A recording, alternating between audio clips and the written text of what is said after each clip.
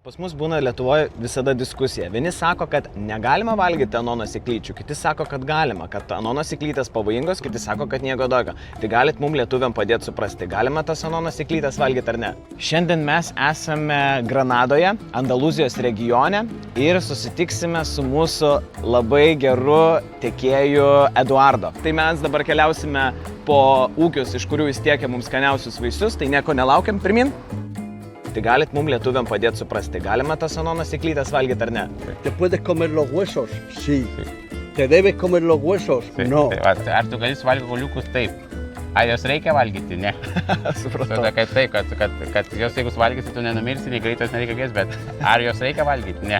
Naudos ne jokios. Taip, kad geriau nevalgykit, nes tiesiog nereikia. Ar yra tiesa, kad anonas čerimojas turi antivėžinių savybių?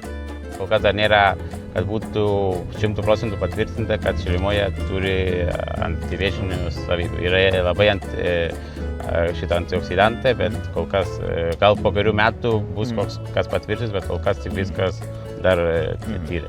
Bet tai galima sakyti, kad čerimoja, anona yra vienas sveikiausių vaisių pasaulyje, taip? Taip.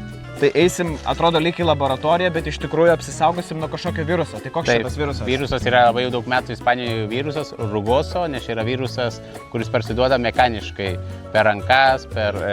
Prisilietimo būdu. Prisilietimo būdu, teisingai. Tai reikia apsisaugoti, turim saugoti mūsų pomidorus, kad būtų mangui. Bet tas virusas persiduoda tik daržovėms, tik pomidorams? Tik pomidorams. Iš pomidorą į pomidorą ir viskas.